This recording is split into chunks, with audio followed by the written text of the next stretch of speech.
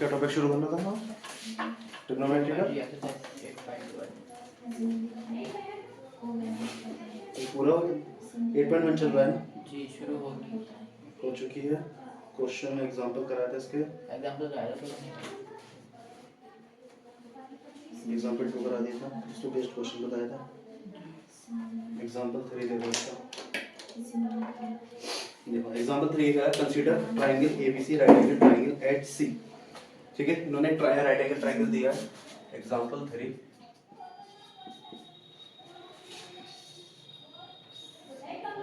एक right angle triangle है ABC, उसका राइट एंगल का है, राइट एंगल है सी। ए बी सी, सी पर राइट एंगल लिया है। फिर आगे क्या बोल रहा है? In the which A B equal to 29 B C equal to 21 and triangle A B C equal to theta. A B it's equal to 29, तो ए बी कितना है? 29 दिया गया है and B C equal to 21 and triangle A B C, तो triangle A B सी यानी कि angle B जो दिया है कितना दिया है? थीटा। तो आगे दिया डिटरमाइन द वैल्यूज। आपको फाइंड आउट कौन कौन सी वैल्यूज फाइंड करनी है? चेक करा आपको वैल्यू सॉल्व आउट करनी है। cos square theta plus sin square theta, second है cos square theta minus sin square theta. देखो अगर हिंदी में देखें तो क्या दिया गया? एक त्रिभुज है एबीसी जिसमें एंगल कोण सी जो है एक समकोण है। ठीक है, जिसमें एंगल बी क्या दिया है? थीटा। तो हमें फाइंड आउट क्या करना है? cos square theta plus sin square theta. हमने कल क्या पढ़ा था इसमें?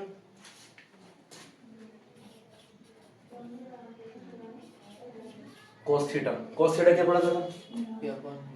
p अपॉन h हमने पढ़ा था sin theta. b upon h यानी कि बेस अपॉन हाइपोटेन्यूज, आधार बटे काट। तो cos थीटा हमें फाइंड आउट करना, तो cos थीटा तो आधार क्या है यहाँ पे? BC, यानी कि बताया था ना जो एंगल के नीचे वाला उसको आधार बोलते हैं या बेस बोलेंगे। हाइपोटेन्यूज क्या है इसमें? AB। BC का वैल्यू कितना दिया गया है? 21 और AB का वैल्यू कितना दिया गया है? 29। तो cos थीटा का वैल्यू हमारे पास हो गया 21 अपॉन 29। अब हमें किसका वैल्यू चाहिए? cos स्क्वायर थीटा कर देंगे इसको। तो cos square theta it's equal to 21 का स्क्वायर अपॉन 29 का होल स्क्वायर। अब इसके बाद हमें चाहिए sin थीटा के लिए, तो sin थीटा का क्या था? p upon h perpendicular upon hypotenuse. तो यहाँ पे p तो हमें नहीं दे रखा, तो जब p की वैल्यू नहीं दी गई तो इसके लिए हम वैल्यू क्या करेंगे? पहले इस ट्रायंगल के अंदर in triangle A B C, तो ट्रायंगल ए बी सी में आप लगाओगे बाय पाइथागोरस थ्योरम।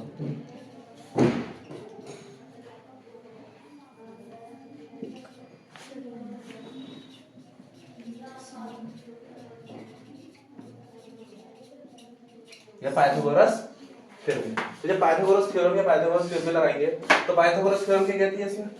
उसमें पाइथागोरस थ्योरम बोलती है परपेंडिकुलर का स्क्वायर बेस का स्क्वायर बराबर होगा हाइपोटेन्यूज का स्क्वायर। परपेंडिकुलर क्या है? AC, जो कि हमारे पास वैल्यू नहीं दी गई, इसको हमें क्या करना है? फाइंड आउट करना है। फिर B का स्क्वायर, B क्या है? 21 का square, that's equal to hypotenuse यानी कि 29 का स्क्वायर। तो AC स्क्वायर प्लस 21 का होल स्क्वायर होता है 441 एंड 29 का स्क्वायर चेक करो।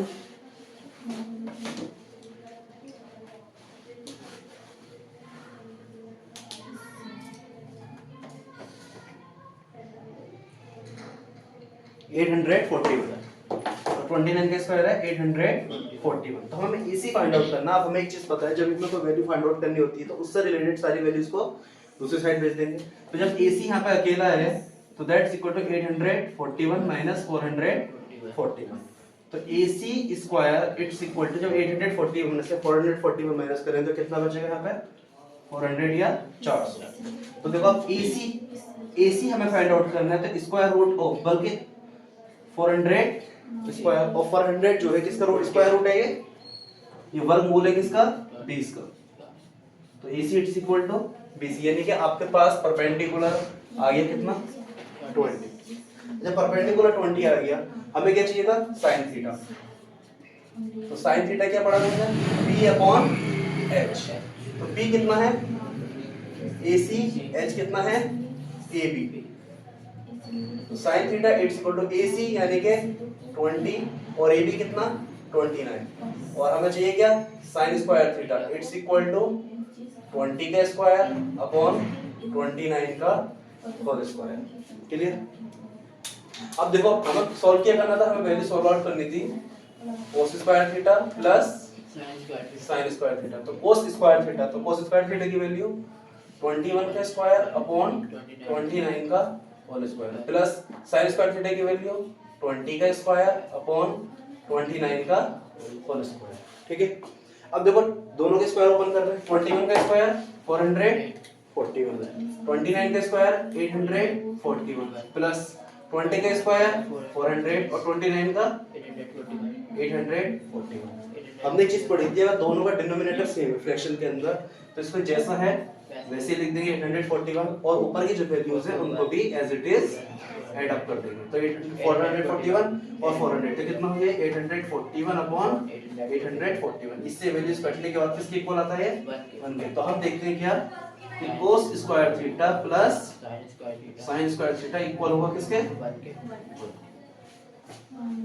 ठीक है। इसी तरह से हमें क्या करना है, सेकंड पार्ट था हमारा। सेकंड पार्ट क्या कहता है, cos square theta minus sin square theta. तो cos की स्क्वायर थीटा यानी कि, तो देखो डायरेक्टली हम लिखते हैं इसको 441 अपॉन 841 माइनस 400 माइनस 841। सेम जैसे यहाँ पे किया था कि डिनोमिनेटर सेम होता है तो उसका एज इट इज ले लेंगे। तो डिनोमिनेटर सेम है वैसे ले लिया, अब जैसे साइन है वैसे साइन भी ले लेंगे। 441 माइनस 400, तो 441 में से 400 माइनस करके कितना बचा 41 अपॉन 841। तो हम यहाँ से वैल्यू देखेंगे क्या कि cos square theta minus sin square theta equal होगा 41 अपॉन 841। दूसरा आंसर हो गया। तो करो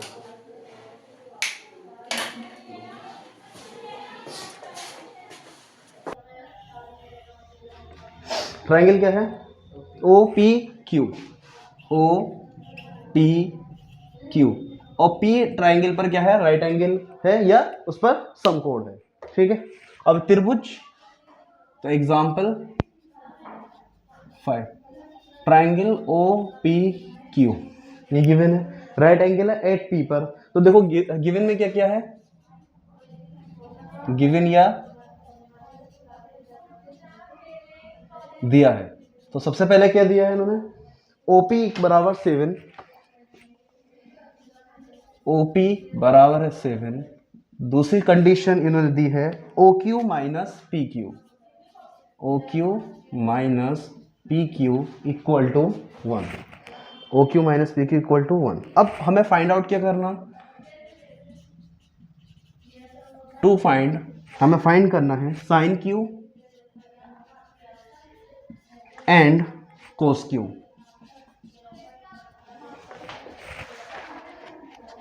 अब देखो साइन क्यू कोस की फाइंड आउट करना, देखो ओपी बराबर 7 तो ओपी बराबर 7, ये वैल्यू तो कितनी दी गई है 7 दी है। अब आगे उन्होंने क्या करा, उन्होंने ओ क्यू और पी क्यू का एक रिलेशन दे दिया, दोनों की इंडिविजुअल वैल्यू नहीं दी। तो इसके लिए हम सीधा सीधा क्या करेंगे, यहाँ पे पाइथागोरस थ्योरम का यूज करेंगे। तो सॉल्यूशन, अब देखो पाइथागोरस थ्योरम से हमें क्या क्या फायदा होगा, इन दोनों इक्वेशन को सॉल्व करना। तो अब सबसे पहले हम क्या करते हैं, तो देखेंगे in triangle O P Q में, या ऐसे लिख लो त्रिभुज ओ पी क्यू में। तो त्रिभुज ओपी क्यू में अगर आप देखो ओपी बराबर से बिंदु यानी कि ओ यहाँ पे, तो ओपी बी क्या है बेस है। अगर ओ एंगल ले रहे हैं तो यहाँ पे हम लेंगे ओपी का स्क्वायर प्लस पी क्यू का स्क्वायर बराबर ओ क्यू का स्क्वायर। जैसे कि हमने पढ़ा है कि पाइथागोरस थ्योरम क्या कहती है, बेस का स्क्वायर प्लस परपेंडिकुलर का स्क्वायर इक्वल होगा हाइपोटेन्यूज के स्क्वायर। तो ओपी किसकी वैल्यू है, ओपी हमारे पास थे 7 का square plus P Q square equal to O Q square. अब हमें क्या करना है इन दोनों वैल्यूज को फाइंड आउट करना है। तो हमें हमारी पॉलिसी क्या है, हमें पास सिंपल सा रूल है कि सारी की सारी वैल्यूज को एक तरफ कर देते हैं जिनको फाइंड आउट करना होता है, जिनको जो कांस्टेंट होते हैं उनको एक तरफ कर देना। तो 7 है तो 7 तो यही रहेगा ऐसी 49। अब देखो पी क्यू को अगर इधर ले जाए हम तो ये ओ क्यू का स्क्वायर माइनस पी क्यू का स्क्वायर। तो जब देखोगे ओ क्यू का स्क्वायर माइनस पी क्यू का स्क्वायर, हमने एक आइडेंटिटी पढ़ी थी और वो आइडेंटिटी क्या थी, बचपन आपने क्लास 8th में आइडेंटिटी पढ़ी होगी, A square minus B square equal होता है ए प्लस बी के और ए माइनस बी के। तो ये आइडेंटिटी यहाँ पे लग जाएगी। तो अब इस आइडेंटिटी को अगर हम देखें कि 49 का स्क्वायर ओ क्यू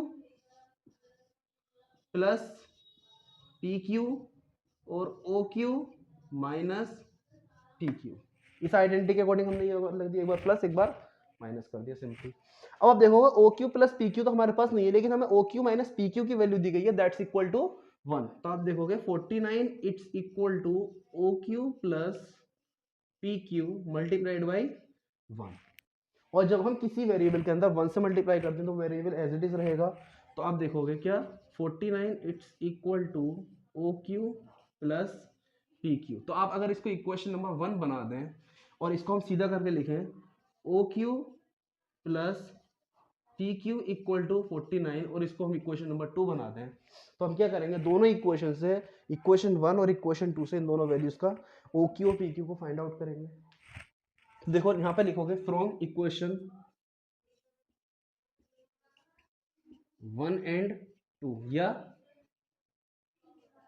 समीकरण 1 व 2 से, समीकरण 1 व 2 से। तो जब आप समीकरण 1 व 2 से आप इसको सॉल्व करोगे तो आपको क्या करना पड़ेगा, जैसे O Q plus P Q equal to 49 और नीचे लिख देंगे हम O Q minus P Q equal to 1। अब हमें क्या करना है, इन दोनों को ऐड करना है। तो जब इन दोनों को ऐड करेंगे तो आप देखोगे पी क्यू और माइनस पी क्यू से पी क्यू कटा, यानी कि क्या बचा यहाँ पे 0 और ओ क्यू दो ओ क्यू हो गए 2 ओ क्यू और यहाँ पे 49 और 1 कितना हो गया 50। तो जब 49 और 50 हो गए तो आप यहाँ देखोगे 2 ओ क्यू इक्वल टू 50, तो ओ क्यू इक्वल हो जाएगा 50/2 के और 2 से इसको डिवाइड करेंगे तो ये इक्वल होगा किसके 25 के या 25 के। तो ओ क्यू बराबर आ गया किसके 25 के। जब ओ क्यू 25 के बराबर आ गया तो हमें क्या मिल गया ओ क्यू मिल गया। अब हमें क्या चाहिए पी क्यू चाहिए। तो पी क्यू को फाइंड आउट करने के लिए हम क्या करेंगे, ओ क्यू को वैल्यू या तो इक्वेशन 1 के अंदर, समीकरण 1 के अंदर या समीकरण 2 के अंदर इसको वैल्यू को रख देंगे। तो हम देखेंगे क्या में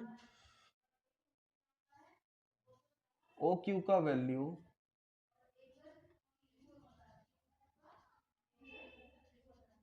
समीकरण 2 में, तो ओ क्यू का वैल्यू समीकरण 2 में रखने पर तो आप देखोगे ओ क्यू, तो ओ क्यू कितना है यहाँ पे 25 plus P Q as it is और इक्वल टू किसके बराबर था ये 49 के। तो अब हमें पता है कोई वैल्यूज फाइंड आउट करनी है तो वेरिएबल इस तरफ छोड़ेंगे, बाकी सारी वैल्यूज उठा के उधर कर देंगे। तो पी क्यू इक्वल टू 49, जब 25 यहाँ पे प्लस का है तो उधर जाके कैसे हो जाएगा माइनस का 25 हो जाएगा। तो पी क्यू इक्वल टू, तो 49 में से 25 माइनस किया 4 एंड 24, तो पी क्यू का वैल्यू कितना आ गया 24। तो ओ क्यू का वैल्यू 25, पी क्यू का वैल्यू 24। हमें फाइंड आउट क्या करना था, हमें फाइंड आउट करना था sine Q and cos Q. तो ये हमने इसलिए फाइंड किया ताकि हमें इसके परपेंडिकुलर लंब और कर्ण यानी कि हाइपोटेन्यूज का हमें पता चल जाए। तो अब देखो साइन क्यू, ये हमसे साइन ओ फाइंड नहीं करा रहा है। जब साइन क्यू फाइंड आउट करा रहा है, अगर हमसे ये एंगल फाइंड करा रहा है तो इसके एंगल के लिए जो हमारा ट्राइंगल बनेगा वो ट्राइंगल हमारा क्या हो जाएगा, थोड़ा सा चेंज हो जाएगा। तो नया ट्राइंगल यहाँ पे बना लेंगे, यानी कि ये हो गया हमारा क्यू, ये हो गया ओ और ये हो गया हमारा पी। तो जब ये हमारे ट्राइंगल इसके चेंज हो गए तो एंगल, इस एंगल के लिए ये तो क्या हो गया इसका बेस हो गया और ये इसके लिए हो गया परपेंडिकुलर। शॉर्ट में सिंबल इस तरह से लिख दो। तो अब देखो कोस साइन क्यू, हमने साइन क्यू क्या पढ़ा था, लंब बटे कर्ण, परपेंडिकुलर अपॉन हाइपोटेन्यूज। तो P अपॉन H, तो P का वैल्यू कितना है, तो आप देखोगे P का वैल्यू है OP। तो P क्या है OP और H है हमारे पास OQ। तो आप देखोगे OP का वैल्यू कितना था 7 जो कि क्वेश्चन में दिया गया था। ओ क्यू का वैल्यू हमने फाइंड आउट किया है, सॉल्व किया है, दैट इज 25। तो साइन क्यू बराबर 7/25। ठीक है। साइन क्यू के बाद हमारा आता है क्या, नेक्स्ट कोस क्यू। तो कोस क्यू के लिए क्या होगा, बेस अपॉन हाइपोटेनियस, तो बी अपॉन एच। तो बी अपॉन एच, और बी कितना है यहाँ पे आप देखोगे तो बी है पी क्यू और एच है आपका ओ क्यू।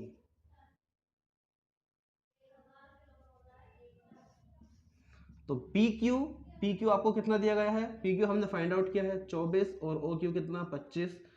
तो कोस क्यू की वैल्यू आपके पास हो जाएगी 24/25। तो दूसरा आंसर हो गया, दोनों आंसर सॉल्व आउट हो गया।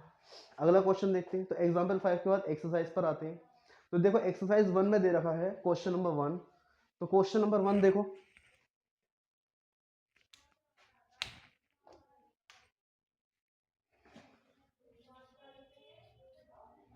क्वेश्चन नंबर 1 क्या कह रहा है कि triangle A B C right angle at B, A B बराबर 24, बी सी बराबर सी। तो देखो क्या लिख क्या है हमारा एक्सरसाइज 8.1। अब देखोगे एक्सरसाइज है 8.1 शुरू होती है हमारी। तो एक्सरसाइज 8.1 जब शुरू हो रही है तो देखोगे ट्राइंगल दिया गया है इसमें। तो इन्होंने बोला एक ट्राइंगल है ए बी सी। तो पहले एक ट्राइंगल बना लो, क्योंकि ट्राइंगल का जिक्र आए ताकि समझने में चीज़ों को क्या हो, आसानी हो। ट्राइंगल ए बी सी है, राइट एंगल का पे दिया गया है इन्होंने, राइट एंगल ए बी पर। तो ए बी और सी, बी पर राइट एंगल बोला था। अब उसके बाद क्वेश्चन में क्या, गिवन में क्या था, क्वेश्चन के गिवन देखोगे यार दिया है। तो दिया है, पहला पार्ट है दिया है का ए बी बराबर 24, दूसरा पार्ट दिया है इसका बी सी बराबर 7। एक 24 एक 7। अब आपको फाइंड क्या करना है,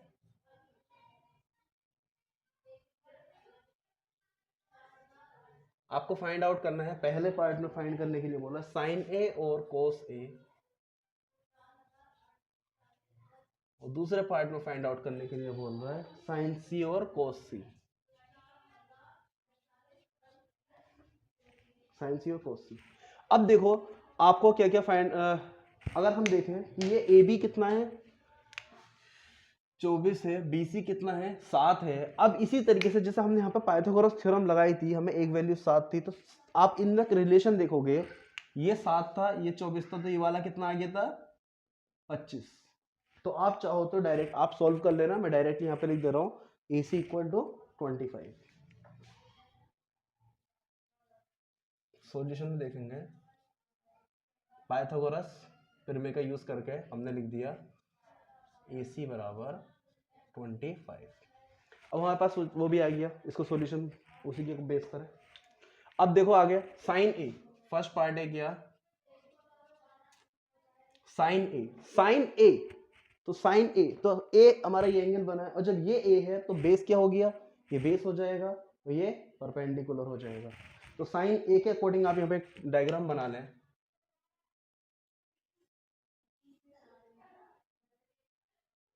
तो ये ए, ये बी और ये सी, तो ये हो गया साइन ए।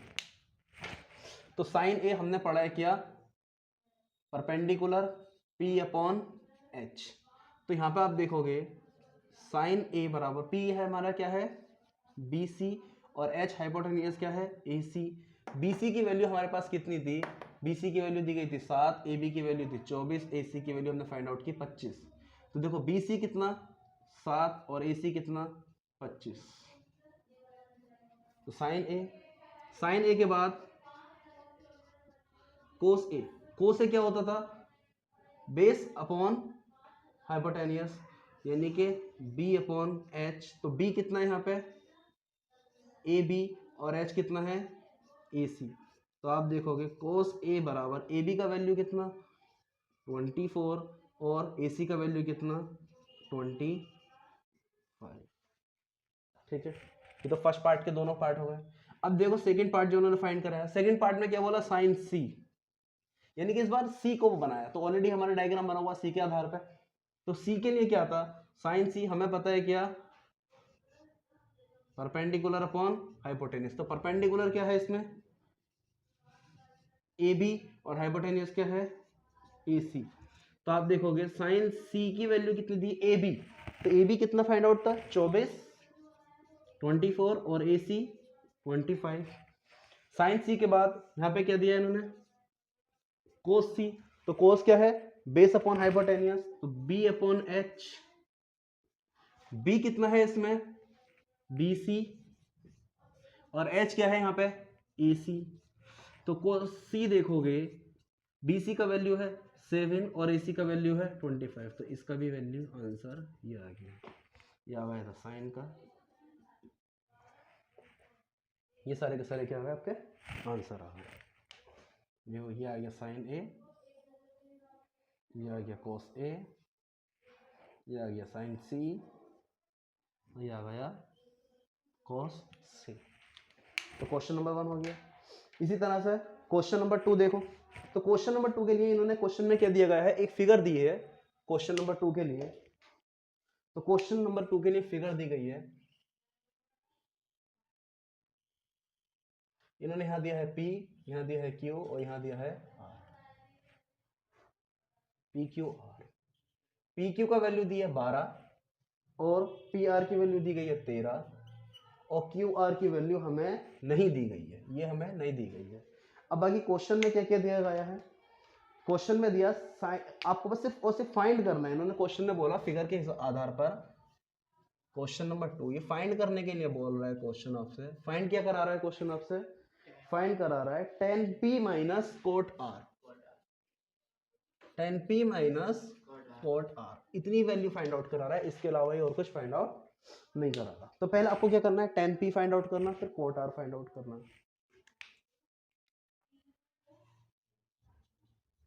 तो देखो सॉल्यूशन, तो देखो tan का अगर हम देखें तो tan में क्या होता है, परपेंडिकुलर अपॉन बेस। तो हमें पहले क्या चाहिए, बेस चाहिए। तो आप लिखोगे by Pythagoras theorem, by Pythagoras theorem या पाइथागोरस थ्योरम से, दोनों से स्टेटमेंट लिख दिया हिंदी में भी। अब उसके बाद देखोगे पाइथागोरस थ्योरम क्या बताया था मैंने, परपेंडिकुलर का स्क्वायर प्लस बेस का स्क्वायर बराबर होगा हाइपोटेन्यूज का स्क्वायर। परपेंडिकुलर क्या है यहाँ पे 12, तो 12 का स्क्वायर। बेस क्या है हमें नहीं पता, QR, तो हमने लिख लिया QR। हाइपोटेन्यूज क्या है PR, जिसकी वैल्यू दी गई है 13 का स्क्वायर। देखो 12 का स्क्वायर 144, QR का स्क्वायर, और 13 का स्क्वायर 169। तो अब देखोगे QR हमें फाइंड आउट करना, वैल्यूज को उठा के अंदर लाएंगे। QR का square it's equal to 169 minus 144। तो QR का स्क्वायर इट्स इक्वल टू ये बचता है क्या 25, और 25 हमें पता है किसका स्क्वायर रूट है 5 का, तो डायरेक्टली हमने यहाँ पे लिख दिया 25 दैट्स इक्वल टू 5। अब देखो tan P के आधार पर हमें निकालना क्या, tan P। तो tan P की अगर बात करेंगे तो tan P के लिए बेस क्या हो गया PQ। तो tan P के लिए ये होता है परपेंडिकुलर अपॉन बेस। तो tan P के लिए परपेंडिकुलर क्या है QR, इसके लिए परपेंडिकुलर QR हो जाएगा, और बेस क्या हो जाएगा PQ। तो आप देखोगे tan P, तो QR का वैल्यू हमने भी फाइंड आउट किया, कितना आया ये 5, तो ये 5 आ गया, और PQ का वैल्यू कितना आ गया आपके पास 12। तो tan P हमें मिल गया। इसी के आधार पर हम क्या निकालेंगे कोट R। कोट R का वैल्यू देखोगे तो R के लिए तो ये बेस हो गया। तो आप देखोगे कोट R के लिए क्या होता है बेस अपॉन परपेंडिकुलर। तो बेस क्या है आपका 5, और परपेंडिकुलर कितना है 12। ठीक, तो अब आपको क्वेश्चन क्या है, क्वेश्चन है हमारा tan P minus cot R। तो आप देखोगे क्या tan P का वैल्यू 5/12 और कोट R का वैल्यू 5/12। तो 5/12 से 5/12 माइनस हो तो कितना बचा ये 0। तो tan P minus cot R बराबर होगा किसके 0 के। ये हो गया आपका क्या आंसर।